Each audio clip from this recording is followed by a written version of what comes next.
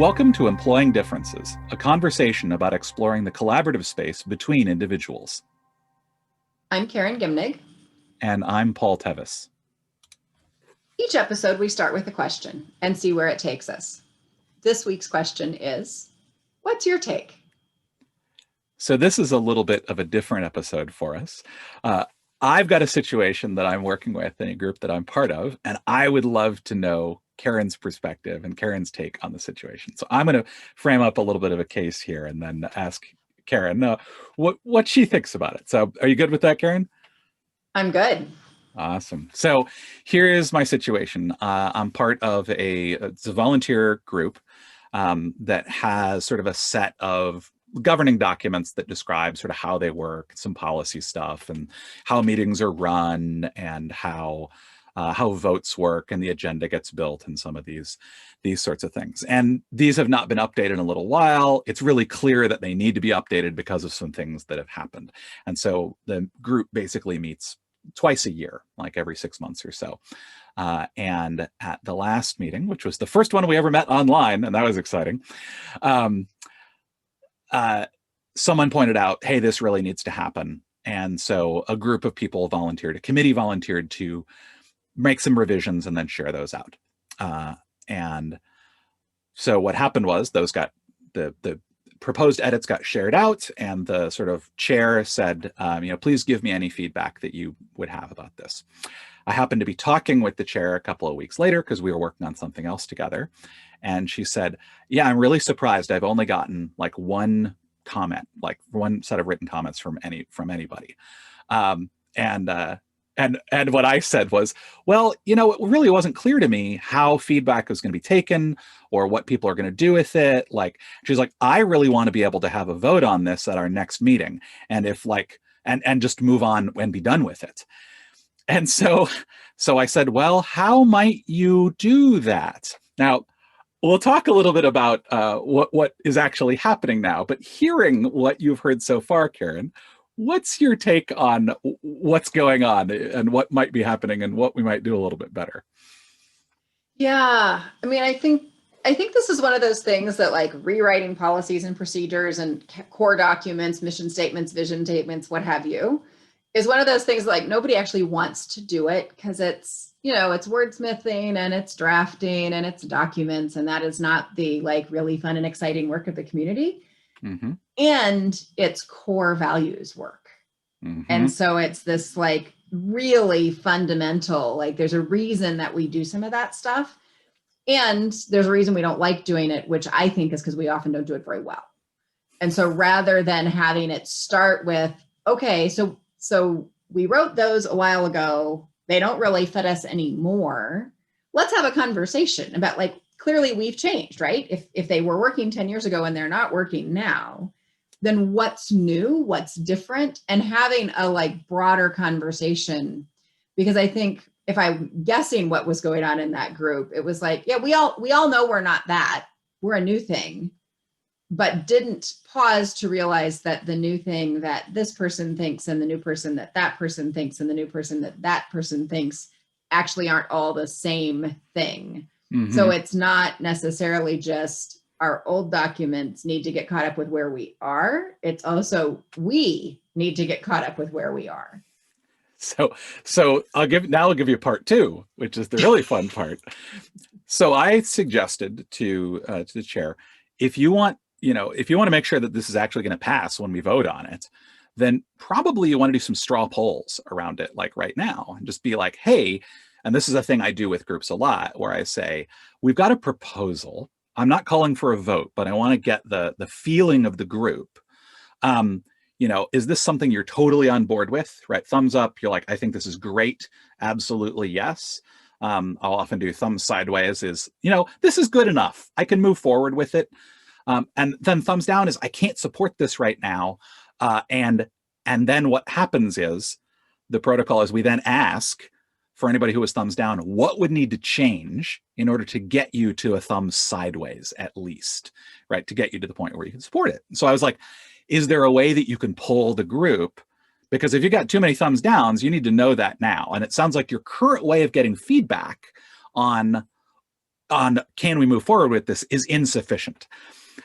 So that was the suggestion. And so kind of a poll went out. And now this whole brouhaha, because now people are actually reading the changes and going, wait a minute, because there is kind of a big thing in there that's a fundamental change to the way that some of the voting procedures work, and that would have some impacts. And now people are going like, why is this happening? Is the committee trying to pull something on us? Like, what's going on here? So it's been interesting, like hearing about kind of how that has gone. I'm wondering if I'm sure there were ways where this reaction might not have been quite so so emphatic, so strong. What might be going on here in this? There's basically nothing, and then we try to do a poll around something, and then some discussion starts to happen, and then finger pointing starts.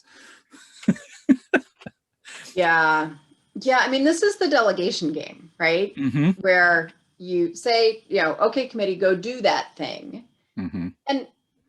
And sometimes it's a pretty straightforward thing. Hey, go sign up for a bank account. Okay, Mm-hmm. that's probably going to go pretty well because there's not a lot to that.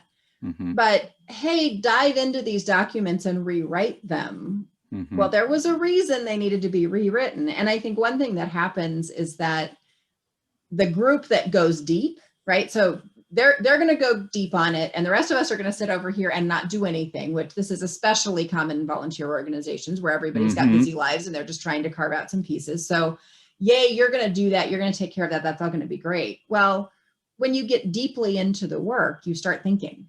You see things and you notice things and you have awarenesses, and you sort of confront the problems. Like, this is what wasn't working. So if the voting procedure wasn't working before, we start thinking about it, we start noticing.